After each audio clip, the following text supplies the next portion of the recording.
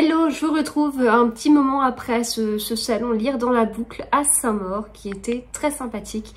C'est ce que moi j'appelle un Saint-Maur dégradé entre guillemets, c'est-à-dire que c'était pas Saint-Maur en poche, ce n'était pas du tout Saint-Maur en poche, parce que Saint-Maur en poche c'est un salon énorme avec énormément d'auteurs.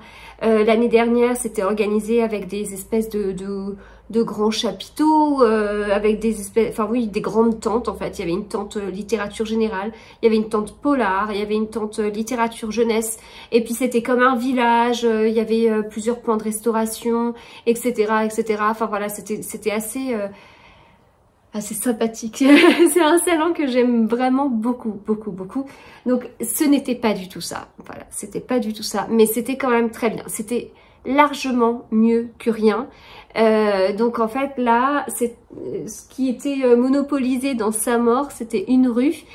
Donc en fait on a la Griffe Noire qui fait quasiment l'angle d'une rue. Pas tout à fait, mais pas loin. Et donc, en fait, c'était l'une des rues qui partait sur un côté de la librairie, de la Griffe Noire. Et donc, bien voilà, il y avait pas mal d'auteurs qui étaient présents. Alors, quand je dis pas mal, vous l'avez compris, c'est pas du tout autant que ce qu'il y a à Saint-Maur. Mais vraiment, beaucoup d'auteurs que j'apprécie beaucoup. C'était le samedi et le dimanche. Pour ma part, je n'y suis allée que le samedi. Voilà, pour des raisons personnelles. Et en plus de ça, c'était un samedi très rempli, avec fête d'école, portes ouvertes, etc. Voilà, toutes ces choses qu'on apprécie tellement quand on est parent et qui se passent au mois de juin, parce que bien évidemment, le monde s'arrête au mois de juin. Hein. Bien évidemment, la France entière s'arrête de travailler en juillet, août, ou pas. Mais en tout cas, c'est assez... voilà, c'est toujours assez agaçant, mais donc il a fallu s'organiser un petit peu pour réussir à caser tout ça. Et au final, j'y suis allée le samedi matin, même un petit peu plus que le matin. Et en fait, on y est allé en famille. C'était ce qu'il y avait de plus simple. Et puis moi, je vous avoue qu'à force de partir à droite à gauche, j'avais envie qu'on parte pour une fois à 5. Voilà, donc c'était chouette. On a pu manger là-bas en plus... donc bon, c'était plutôt bien. Et donc au niveau des auteurs, bah, c'était pas mal du tout. Après, si je dois vous résumer j'allais dire le Saint-Maur, c'est pas Saint-Maur, ce salon, si je dois vous résumer ce salon, je vous dirais que c'était un salon pour ma grande. En fait, les auteurs qu'on a vus, c'est des auteurs que j'avais déjà vus. Il y en a un vraiment que je vois pas souvent. La dernière fois que j'avais vu, c'était à Saint-Maur. Je vous en ai parlé dans un épisode de podcast lecture parce que j'avais justement lu un livre de lui avant ce salon pour ne pas... pour en profiter, ne pas le louper et tout ça. Sinon, les autres auteurs, c'était principalement pour ma grande. Et il y avait des auteurs qui étaient là que le samedi, donc j'étais très contente de les voir. Et il y en avait d'autres qui étaient là que le dimanche, que je n'ai donc pas vu. Mais il y en a pas mal le dimanche qui m'auraient aussi beaucoup intéressée. Mais voilà, c'est comme ça, chacun fait comme il peut. Et donc bah là pour ma grande c'était super chouette parce que elle a pu voir des auteurs, notamment Julien Sandrel. La dernière fois qu'on avait vu Julien Sandrel, c'était une semaine auparavant à Livre à Vannes. J'allais dire à Limoges, mais non, c'était Vannes. Et entre ce moment, entre Vannes et Saint-Maur, eh bien ma grande a lu La Chambre des Merveilles, donc ça a été l'occasion d'en parler un petit peu, mais pas beaucoup parce qu'elle est quand même plutôt timide. Mais en tout cas, elle lui en a pris un autre et donc ce livre était dédicacé pour elle et elle a fait ses petites photos qu'elle garde, voilà, qu'elle garde précieusement. Donc elle a des photos avec plusieurs auteurs, notamment du coup Julien Sandrel. On a été voir plusieurs autres auteurs. Enfin là, on a pris les étincelles à Julien Sandrel parce que il nous avait déjà dit que les ados aimaient principalement La Chambre des Merveilles, Les Étincelles, et aussi celui qui se passe à Gênes vers le soleil. Voilà. Donc du coup, voilà, on a noté, on a bien noté ces titres et donc Les Étincelles, on l'avait plutôt en tête. Mais on a été voir d'autres auteurs. Pour le coup, là, je savais pas trop quoi lui conseiller. Et puis, il faut savoir que moi, ce qui est humain, ce qui est normal, je lis les livres avec mon regard à moi. Il y a des livres que j'ai lus il y a un petit moment, je vais pas dire un petit paquet d'années, enfin quoique pour certains si. Donc en fait, j'arriverai plus à dire si c'est adapté pour un enfant de presque 12 ans ou pas. Et je dis bien le terme enfant, hein. On n'est pas encore tout à fait dans de l'adolescence non plus, quoique un petit peu, mais c'est quand même, voilà, c'est un âge, elle aurait 14 ans, je dis pas, je me poserais un petit peu moins de questions, mais je pense que je m'en poserai quand même. Mais là, j'ai pas envie de lui mettre n'importe quel livre entre les mains, et moi, j'ai pas eu ce regard-là quand j'ai découvert certains livres. Donc, eh bien, on est allé voir Sophie Thalmann, Lorraine Fouché, en disant, bah voilà, ma grande qui est là, elle a 12 ans, presque 12 ans, et du coup, qu'est-ce que vous avez ou qu'est-ce que t'as qui pourrait lui convenir et tout. Puis ça a été l'occasion de parler et tout ça et voilà, c'est toujours chouette. Enfin, Sophie Thalmann, c'est toujours très très chouette de la voir. Enfin voilà, c'est toujours un plaisir. Lorraine Fouché, c'est une autrice que j'ai peu lue parce que je n'ai lu que 2 livres d'elle. Je n'avais lu que 2 livres d'elle lorsque je l'ai vue, mais 24 heures après, je commençais mon 3e d'elle que j'ai adoré. Et voilà, faut que je continue. Et en fait, c'est marrant parce que chez Sophie Thalmann, ma grande a pris un livre que j'ai déjà lu. Chez Lorraine Fouché, elle en a pris un que je n'ai pas encore lu. Donc j'hésite à le prendre aussi. J'aurai l'occasion, hein, parce que, enfin normalement, j'aurai l'occasion à confirmer, j'espère. Et donc après, bah, dans les autres auteurs qu'on a pu voir, pour elle, oui, alors il y a une autre autrice, mais en fait, même si c'est la première qu'on a vue, j'aimerais vous en parler un peu après. Sinon, bah alors pour moi, on a vu Valentin Musso. Donc j'ai fait un achat de livre, c'est ça, qu'à jamais j'oublie, avec cette couverture incroyable, voilà, hop. Et donc en fait, il disait qu'il fallait pas se fier à la couverture, parce que c'est pas du tout un livre tout doux, tout chouette. Au bord de la plage, ça le fait, mais de toute façon, j'hésitais entre 2, et ma grande m'a dit non, tu prends celui-ci parce que la couverture est chouette. Ok. Donc voilà, j'en ai lu 2 de lui, j'ai totalement accroché, donc voilà, moi je sais que maintenant Valentin Musso, ça le fait totalement un vrai auteur de thriller, vrai de vrai. Donc voilà, et puis bah il y avait, on a fait un coucou à Nicolas Lebel, Victor Gilbert forcément, l'auteur de Douve. Vous savez que j'ai adoré Douve. Victor Gilbert, en fait, je l'ai vu juste avant d'arriver dans le salon, quand mon mari garait la voiture, il m'a juste déposé, il a garé la voiture un peu plus loin avec les enfants. Moi j'essayais de savoir par où entrer, il y avait une longue file de barrières et tout, et donc à ce moment-là je suis tombée sur Victor Gilbert, que j'ai bizarrement pas reconnu tout de suite. J'arrête pas de vous en parler pourtant de cet auteur et tout, et voilà, c'est très chouette d'échanger. Puis j'ai rééchangé après un petit peu avec lui dans le salon. J'ai aussi fait un petit coucou forcément à Christelle Duchamp, à Cécile Cabanac, à Jérôme Loubry. Donc voilà, tous ces auteurs chouchous. Je suis à jour chez ces auteurs-là. C'est triste, c'est triste. Jérôme Loubry, ça fait tellement longtemps que je le suis, et tout a commencé à Saint-Maur en fait. C'est là que je l'ai découvert, mais voilà, c'était Saint-Maur avant Covid. Et puis Christelle Duchamp, voilà, j'ai tout lu. Cécile Cabanac, pareil. Voilà, des auteurs que j'apprécie vraiment beaucoup et tout ça. Et puis voilà, c'était très chouette parce que j'ai aussi vu ou revu des Instagrammeurs, donc très sympa par rapport à ça, d'échanger, de rigoler. Et donc le moment un peu fort pour moi dans ce salon, il y a toujours un moment, il y a toujours une rencontre, un échange qui me touche un peu plus, parce que soit je viens de lire un livre, soit j'échange avec l'auteur sur un livre, soit...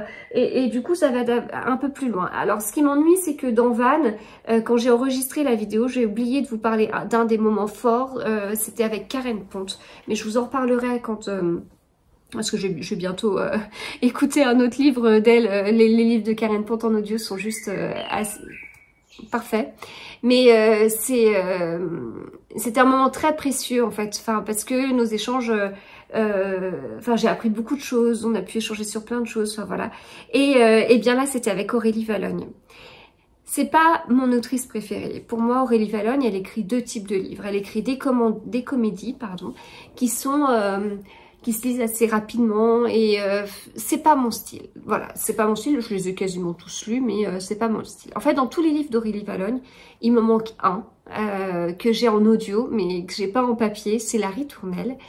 Et c'est celui qui tentait le plus ma grande, donc elle a pris celui-ci avec un autre. Et mais sinon, dans tous ceux que j'ai lus, il y a vraiment les comédies que j'ai lues facilement, mais sans plus.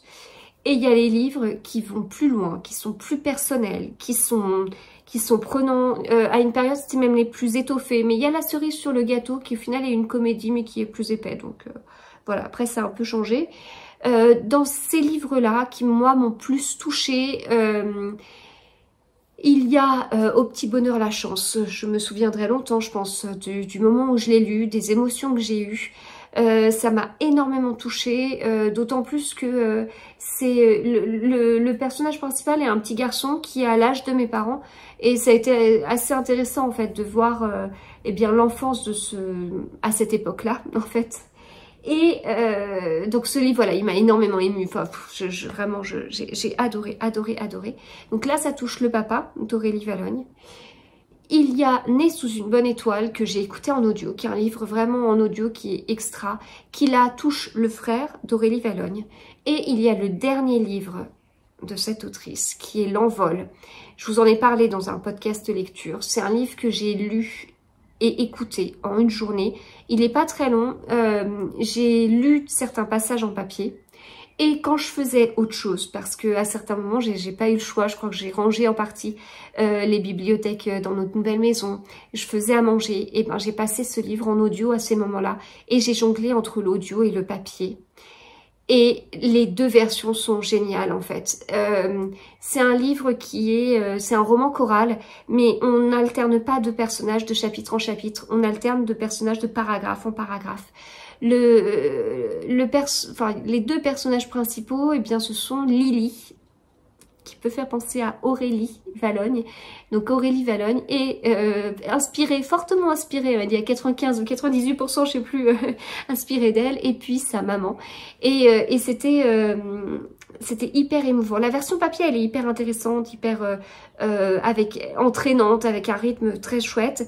Et la version audio, elle est très précieuse parce que la voix de la maman est lue par celle qui est la voix off de Desperate Housewives. Donc voilà, déjà rien que ça. Et la voix de Lily, c'est Aurélie Valognes.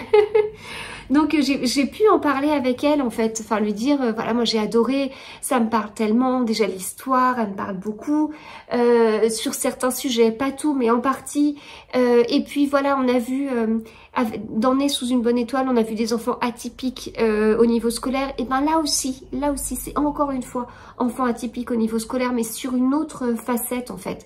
Et tout ce qui est haut potentiel, ça me parle tellement. Alors moi-même, mais en tant que maman aussi de 3 hauts potentiels, enfin c'est hyper intéressant. Les hauts potentiels sont tellement tous différents en plus. Enfin c'est voilà, ce livre m'a, enfin ça a été hyper intéressant. En parler avec elle aussi hyper intéressant, hyper émouvant. Vraiment, en fait, bon, je l'ai déjà vu à des salons. D'ailleurs à Saint-Maur 2019, je l'avais vu. J'étais dans la lecture de Petit bonheur la chance. D'ailleurs, j'avais oublié.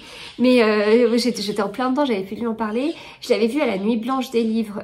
C'était pas 2022, c'était la 2021. Mais très vite en fait. Et puis là. C'est bizarre parce que j'avais toujours en tête qu'elle était un peu froide, même si j'avais déjà échangé avec elle et j'avais oublié ces moments-là, et en fait c'était hyper intéressant. Enfin voilà, elle a été hyper sympathique, et même avec ma grande en fait elle a été elle a pris le temps, elle lui a parlé de ses différents livres, etc. En fait, quand on va voir comme ça les auteurs et on dit bah ma fille elle a presque 12 ans, est-ce que vous avez un livre qui pourrait aller pour elle? les auteurs, ils ont toujours quelqu'un dans leur entourage, soit un de leurs enfants, soit un neveu, etc., qui a déjà lu un livre et c'était plutôt ce titre-là et c'était adapté pour cet âge-là. Et voilà, c'est toujours très chouette. Donc vraiment, ça a été une... alors pas une rencontre, je peux pas dire des retrouvailles, je la connais pas assez, mais un moment extrêmement précieux, enfin qui m'a beaucoup marqué en fait. Enfin voilà. Donc je dis pas que faire un coucou à Victor Gilbert, à Cécile Caballac, c'est pas chouette, pas du tout, c'est trop bien. Mais c'était différent puisque j'ai déjà lu leurs livres, je leur en ai déjà parlé beaucoup. Là, là c'était très chouette. Voilà. C'est le moment que je retiens le plus de ce salon. Donc en tout cas, voilà, plutôt bien, même très bien. Une rue super bien décorée, une bonne ambiance et tout ça et tout ça. Bien sûr, s'il y avait quelques auteurs en plus la prochaine fois, ce serait très bien. Voire même s'il y a Saint-Maur l'année prochaine, je dis pas non. Mais c'était chouette. Et comme donc il n'y avait pas d'auteur jeunesse. Mais du coup, ce qu'on a fait, c'est qu'on est allé ensuite dans la librairie de la Griffe Noire où on a pris des livres pour les enfants. Alors ma grande en a quand même trouvé un, même si le butin de Saint-Maur était plutôt pour elle, mis à part ça. Mais j'ai pris 2 livres pour ma dernière qu'elle a choisi. Le hasard fait que même maison d'édition, et je crois même que c'est la même autrice, des Larousse Jeunesse, elle a pris un Miss Agatha qui est totalement inspiré de la vie d'Agatha Christie, hein, parce qu'elle ouvre le livre, mais non, mais elle s'appelle Agatha Christie. Et son mari s'appelle Archibald Christie, oui. Et puis un petit livre sur Léonard de Vinci qu'elle a lu sur le trajet retour, en fait. On n'était pas encore arrivé, qu'elle nous a expliqué qu'elle avait déjà terminé.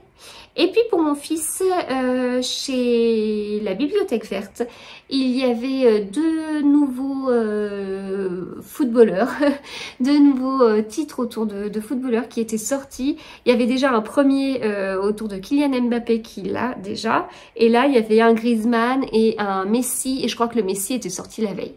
Donc voilà, c'était nickel. Voilà. Bah écoutez, je vais m'arrêter là. C'était sympa. C'était pas aussi grand que Van, mais c'était très chouette et il y avait très peu d'attente.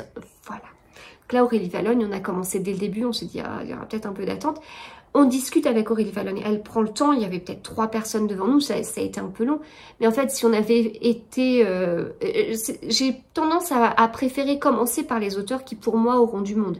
Mais en fin de compte, on aurait fait l'inverse, on aurait commencé par les auteurs qui étaient à côté, qui n'avaient pas beaucoup de monde. Et on aurait fini par Aurélie Valogne, on aurait moins attendu. Voilà, bah écoutez, je vais m'arrêter là. J'espère que cette petite vidéo vous a plu. Si c'est le cas, n'hésitez pas à mettre un petit pouce vers le haut. Ça fait toujours plaisir, à me laisser un petit commentaire et tout. Puis on se retrouve très vite. À bientôt.